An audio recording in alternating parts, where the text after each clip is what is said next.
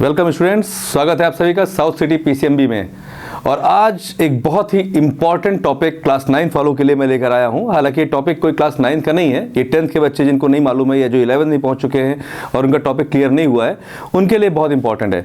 जैसे केमिस्ट्री क्यों जानी जाती है, अगर किसी आप एक लेमैन से पूछोगे कि व्हाट इज़ केमिस्ट्री, तो कहेगा अरे केमिस्ट्री तो यार वही सब्जेक्ट है जिसमें हम लोग रिएक्शंस के बारे में पढ़ते हैं, जिसमें हम लोग फार्मूला और सिंबल पढ़ते हैं, धुआं निकालते हैं ना, ऐसे तो बोलेगा ना वो। इसका मतलब कहीं ना कहीं हमारे लिए केमिस्ट्री में केमिकल रिएक्शंस बहुत इंपॉर्टेंट हैं। और अगर केमिकल रिएक्शंस इंपॉर्टेंट है तो इसका मतलब we have to know what is chemical formula, क्योंकि बिना केमिकल फार्मूला के हम केमिकल रिएक्शंस को लिखेंगे कैसे। लेकिन कई बच्चों से जब कहा जाता है कि write the formula of a particular compound, तो they don't write the correct formula, वो करेक्ट फार्मूला नहीं लिखते हैं। जब वो करेक्ट फार्मूला नहीं लिखते हैं तो करेक्टली बैलेंस भी नहीं कर पाते हैं। जब बैलेंस नहीं हो पाता है तो फिर कई बार उनके रिजल्ट गलत हो जाते हैं। तो इसलिए आइए हम सीखते हैं सबसे पहले कि हमें कैसे केमिकल फार्मूला लिखना होता है। इसके लिए सबसे पहले हमें सिंबल्स की जानकारी होना बहुत जरूरी है। सिंबल्स आई मीन, जैसे कि हमने कहा सोडियम, तो मैंने अभी देखा कोरोना के बाद कुछ बच्चे आए, मैंने उनसे कहा right the symbol of sodium, तो उन्होंने लिखा SO। तो आई गॉट शॉक्ड, मुझे बहुत झटका लगा कि कैसे इन्होंने सोडियम का SO लिखा। लेकिन ऐसा होता है, कई बार बच्चे सिंबल भी ठीक से क्लियर नहीं कर पाते हैं, क्योंकि कुछ ऐसे एलिमेंट्स के सिंबल होते हैं जो उनके रियल नेम की बजाय लैटिन नेम से लिए आते हैं। जैसे सोडियम, इसका लैटिन नेम है नेट्रियम, तो नेट्रियम से Na लिया गया है। ऐसे ही पोटेशियम, अब लोग समझते हैं P है, नहीं, पोटेशियम का P नहीं है, P is for the phosphorus. ये पोटेशियम का जो लैटिन नेम है कैलियम, उस कैलियम से लिया गया है K। लाइकवाइज टंगस्टन, अब टंगस्टन का T नहीं होगा, टंगस्टन का होगा W, वोल्फ्राम। इसी तरीके से बहुत सारे ऐसे एलिमेंट्स हैं जिनके सिंबल्स जो लिए गए हैं that is from the Latin name. Iron, अब आयरन का हम I नहीं लिखेंगे, I is for the iodine, iron के लिए Fe लेंगे। फेरम, कॉपर, कॉपर के लिए हम CO नहीं लेंगे, CO is for the cobalt, we will take Cu, that Cu is for the cuprum जो उसका लैटिन नेम है। सिल्वर, सिल्वर के लिए हम Si नहीं लेंगे, हम सिल्वर के लिए क्या लेंगे, Ag, that is argentum. Gold, gold के लिए हम Go नहीं लेंगे या G नहीं लेंगे, that we will take Au, Au means aurum, क्या हुआ, ऑरम, जो उसका लैटिन नेम है। ठीक है, तो इस तरीके से बहुत सारे ऐसे हमारे सिंबल्स हैं। और क्लास 9 में जब पहली बार बच्चा पहुंचता है तो वो इसी मामले को लेकर कंफ्यूज हो जाता है। ठीक, तो इसके लिए पीरियोडिक टेबल की जानकारी हमारे पास होनी चाहिए। तो लेकिन अभी हम लोगों का जो मेन टॉपिक है वो है कि how to write the chemical formula, कैसे हम केमिकल फार्मूला को लिखें। तो केमिकल फार्मूला को लिखने के लिए सबसे पहले हमें सिंबल्स की जानकारी होनी चाहिए। We have to learn the symbols, पहले सिंबल्स लर्न करेंगे, उसके बाद हम लोगों को वैलेंसी मालूम होनी चाहिए। अगर हमको वैलेंसी मालूम है किसी एक पार्टिकुलर एलिमेंट की तो हम आसानी से क्रॉस करके लिख सकते हैं। फॉर एग्जाम्पल आइए हम सीखते हैं। जैसे आपके सामने आया कि write the formula of sodium chloride, sodium fluoride, sodium bromide, sodium iodide, sodium oxide, sodium peroxide, sodium hydroxide, sodium carbonate, sodium bicarbonate, sodium hydrogen carbonate, sodium nitride, sodium nitrite, sodium nitrate, sodium sulphide, sodium sulphite, sodium sulphate, sodium carbonate हो गया ना आपका, यहाँ पे carbonate bicarbonate हो गया है, nitrites का हो गया है, sodium phosphide, sodium phosphate, sodium acetate, sodium oxalate, sodium chromate, sodium dichromate, ऐसे तमाम फॉर्मूले आते हैं। तो हम देख पा रहे हैं कि एक कंपाउंड में एक तो आपका हिस्सा जो होता है दैट इज द कैटायन, वो कैटायन हिस्सा होता है। एक जो होता है वो क्या होता है, एनायन। अब बात आती है कि कैटायन और एनायन क्या होता है। ठीक, तो एक मेटल एटम होता है, एक नॉन मेटल एटम होता है। मेटल एटम जब इलेक्ट्रॉन लूज करता है, whenever a metal atom loses electron, it forms unipositive, dipositive और tripositive ion. For example जैसे हमने लिया सोडियम, हमने लिया मैग्नीशियम, हमने लिया एल्यूमिनियम। ठीक है, तो बहुत अच्छे से ध्यान समझना, ये कभी भी आपको फॉर्मूला बनाने में कोई प्रॉब्लम नहीं होगी। बस आप पहले ये समझ लीजिए कि सोडियम का एटॉमिक नंबर कितना है। Atomic number of sodium is 11, atomic number of magnesium is 12, atomic number of aluminium is 13। ये इन तीनों का एटॉमिक नंबर है, ठीक है, क्लियर। अब क्लास 9 के बच्चे जनरली क्या करते हैं, याद करते हैं सिंबल्स और फॉर्मूला। नहीं, सब याद ही नहीं करना है, कुछ चीज़ों को समझ लेना है, तो आप कोई भी फॉर्मूला बना सकते हो। तो इसका हमने इलेक्ट्रॉनिक कॉन्फ़िगरेशन किया 281, 282, 283। ये हमने कैसे कर दिया?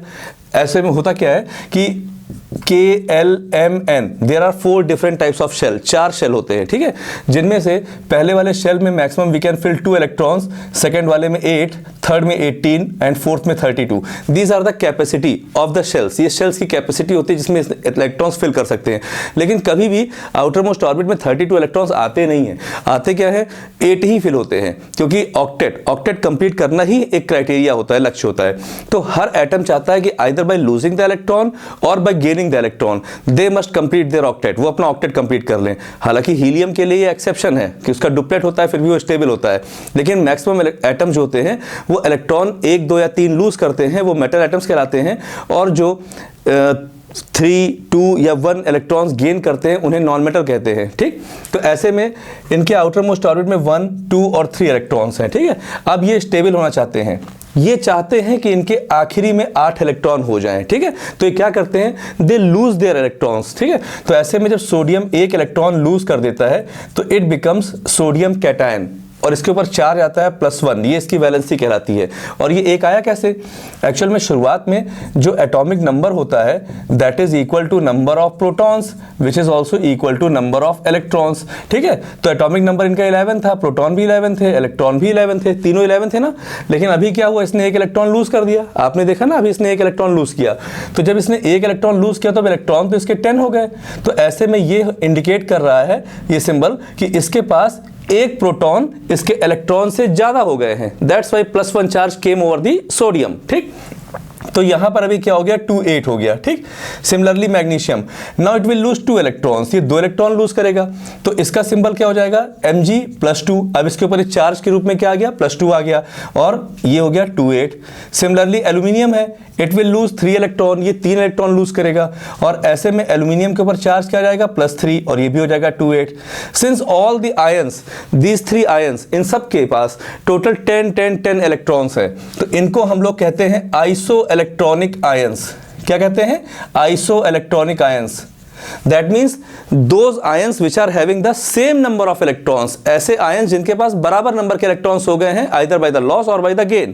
Similarly अगर हम बात करते हैं फ्लोरीन की, ऑक्सीजन की, नाइट्रोजन की, ठीक, तो इनका एटॉमिक नंबर है 9, इनका है 8, इनका है 7, ठीक। 2, 7, 2, 6, 2, 5। नाउ दे रिक्वायर इलेक्ट्रॉन्स, अब ये इलेक्ट्रॉन लूज नहीं करेंगे, they will gain the electron, ये इलेक्ट्रॉन गेन करेंगे, क्योंकि ये क्या है, नॉन मेटल एटम्स हैं। तो अब ये कितने इलेक्ट्रॉन गेन कर ले कि इसका 8 हो जाए, ओनली 1। तो ये 1 इलेक्ट्रॉन जब गेन करेगा तो ये हो जाएगा F-, और ये हो जाएगा 2, 8। सिमिलरली ये 2 इलेक्ट्रॉन गेन करेगा तो ये हो जाएगा +2 electrons and will become O-2, again 2, 8। Similarly ये कितना गेन करेगा, yes you are right, it will gain 3 electrons, ये 3 इलेक्ट्रॉन गेन करेगा, और ये बन जाएगा N-3, ठीक। ये बात समझ में आ रही है। तो इस तरीके से ये भी 2, 8 हो गया। अब ये भी इसी में आ गए isoelectronic ions, because all these ions are having 10 electrons each, इन सब के पास 10 इलेक्ट्रॉन हो गए हैं। कैसे, आइदर बाय द लॉस और बाय द गेन, चाहे लॉस करने से या गेन करने से इनके पास 10 इलेक्ट्रॉन हो गए हैं। तो ये सब के सब आइसो इलेक्ट्रॉनिक आयंस हो गए हैं, पर कुछ ने इलेक्ट्रॉन लूज किया है, कुछ ने इलेक्ट्रॉन गेन किया है। जिन्होंने लूज किया है वो कैटायन बनते हैं, जिन्होंने गेन किया है वो एनायन बनते हैं। और सबसे इंपॉर्टेंट इंफॉर्मेशन आपके पास जो है वो ये है कि जब कभी कोई सिंगल एलिमेंट, क्या मैंने बोला है, मैंने कहा है जब कभी भी कोई सिंगल एलिमेंट नेगेटिव चार्ज होता है तो उसके आगे सफिक्स में आइड लगता है। क्या लगता है, आइड। जैसे अब ये हो गया है हमारा फ्लोराइड, क्या बन गया है, फ्लोराइड आयन। ये हमारा बन गया है ऑक्साइड आयन, ये हमारा बन गया है नाइट्राइड आयन। तो ऐसे में अब अगर हमें फॉर्मूले बनाने हैं, ठीक है, तो सबसे पहले जैसे हमको ये तो मालूम हो गया कि सोडियम की वैलेंसी क्या है, +1 है, the valency of sodium is +1। अब हमको देखना है कि जो निगेटिव आयंस है उनकी वैलेंसी क्या है, उनकी वैलेंसी -1 है या -2 है या -3 है, फिर वो क्रॉस ओवर हो जाएगी और उसके हिसाब से इनके फॉर्मूले बन जाएंगे। तो आइए हम लोग फॉर्मूला बनाते हैं, ठीक है।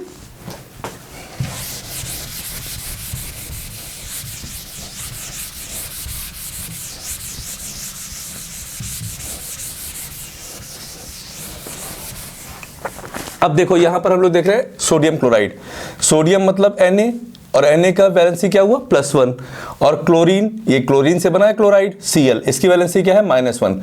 दोनों की वैलेंसी ऊपर ही कैंसिल आउट हो गई, फॉर्मूला क्या हो गया, NaCl।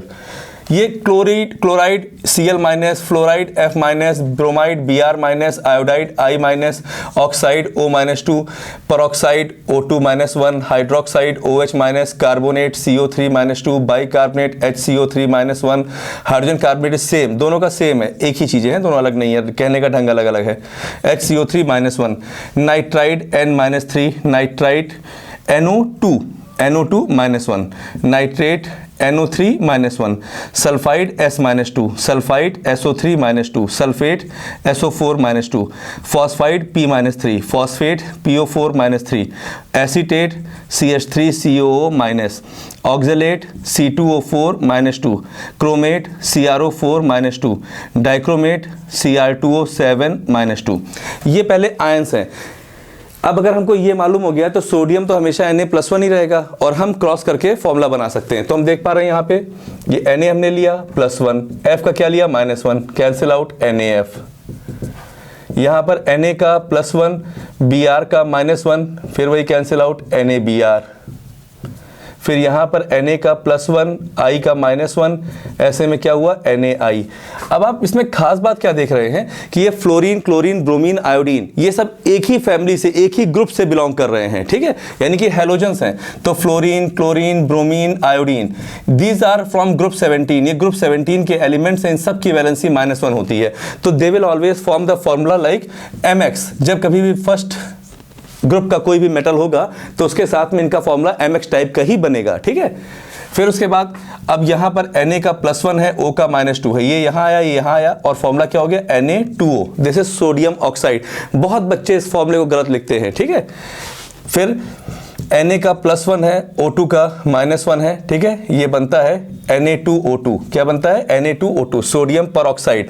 बेसिकली ये परऑक्साइड जो है इसमें ऐसे लिंकेज होता है HOOH, ये +1, ये -1, ये -1, ये +1, ये हाइड्रोजन परऑक्साइड है। सिमिलरली सोडियम परऑक्साइड बनता कैसे है, जब सोडियम को हम ऑक्सीजन से प्रोलॉन्ग्ड हीटिंग करते हैं, at that time sodium peroxide is being form, ठीक है। हम कह रहे हैं चलो हमें इसका फॉर्मूला ऐसे नहीं क्लियर हो रहा है, तो एक तरीका और भी है, Na2O2, और हम फाइंड आउट करना चाहते हैं एग्जैक्टली इनकी वैलेंसीज क्या है। तो Na की वैलेंसी तो +1 है मालूम है, ऑक्सीजन की हमको नहीं मालूम है, तो 2 मल्टीप्लाइड बाई चार्ज प्लस इसका मालूम ही नहीं क्या वैलेंसी है, तो इसको हमने x मान लिया, 2 × x = 0, तो +2 + 2x = 0 +2, ये 2x लिखा, 2x = -2 और x = -1। तो इन दिस वे इसकी वैलेंसी क्या आ गई, -1। तो Na2 की वैलेंसी यहाँ पे हमने ले लिया +1, O2 की ले लिया -1 और ये बन गया आपका Na2O2, ठीक। सोडियम हाइड्रोक्साइड, Na का +1, OH का -1, NaOH is the formula. Na की वैलेंसी +1, CO3 की -2, ये इधर आया, ये इधर आया, फॉर्मूला क्या हो गया, Na2CO3। देख पा रहे हो ना, ठीक। इसमें क्या हो गया, वही Na का +1, HCO3 का -1, ये बन गया NaHCO3, सोडियम बाइकार्बोनेट, ठीक। फिर Na का +1, N का -3, ये बन गया Na3N। यहाँ पर Na का +1, NO2 का -1, ये बन गया NaNO2, सोडियम नाइट्राइट। Na का +1, NO3 का -1, ये बन गया NaNO3, सोडियम नाइट्रेट। यहाँ पर Na का +1, S का -2, ये इधर, फॉर्मूला बन गया Na2S, सोडियम सल्फाइड। सिमिलरली इसका बनेगा Na2SO3, इसका बनेगा Na2SO4, इसका बनेगा Na3P, इसका बनेगा Na3PO4, इसका बने, हाँ ये ऑर्गेनिक आ गया। जहाँ पर ऑर्गेनिक कंपाउंड्स आते हैं जैसे acetic acid, oxalic acid, citric acid, linoleic acid, palmitic acid, तो वहाँ पर बैक साइड पर जाके मेटल लगता है, फ्रंट पे नहीं लगता है, क्योंकि पीछे से H निकला है ना। बेसिकली ये रहा होगा CH3COH, और जब ये डिसोसिएट हुआ होगा तो ये बना होगा CH3CO- प्लस H प्लस, तो H बैक साइड से निकल कर गया है ना, तो सोडियम भी बैक साइड पे भी आके लगेगा, कोई भी मेटल बैक साइड पे ही आके लगेगा। तो यहाँ पर ये हो जाएगा CH3CONA, सोडियम एसीटेट, ये बन जाएगा आपका Na2C2O4, सोडियम ऑक्सलेट, ये बन जाएगा Na2CrO4, sodium chromate, and this will be Na2Cr2O7, sodium dichromate. तो इस तरीके से हम लोगों ने सारे फॉर्मूले आपके सामने रखे। तो फॉर्मूले बनाना बहुत आसान है, एक बार आप देख लीजिए और एक ट्राई करिए। आप देखिए इसको आप बना सकते हो कि नहीं बना सकते हो।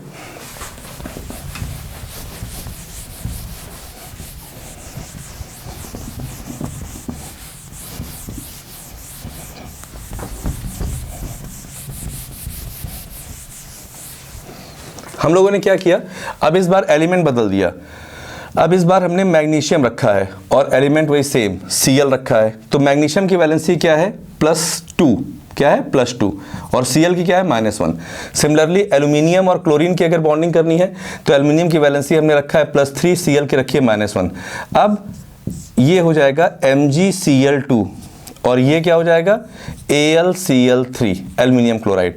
नाम इसका हो गया मैग्नीशियम क्लोराइड, मैग्नीशियम क्लोराइड, और इसका नाम क्या हो गया एल्यूमिनियम क्लोराइड।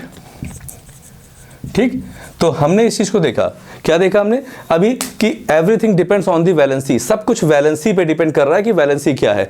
तो यानी कि अगर आपको वैलेंसी क्लियर है कि जो मेटल है उसकी वैलेंसी क्या है और जो नॉन मेटल है उसकी वैलेंसी क्या है, तो हम इजीली फॉर्मूला बना सकते हैं। अब अचानक किसी ने कह दिया अच्छा ठीक है पोटेशियम पर मैग्नेट का फॉर्मूला बना के दिखाओ, ठीक है पोटेशियम पर मैग्नेट ना, ठीक, तो पोटेशियम मतलब K, पर मैग्नेट का मतलब MnO4।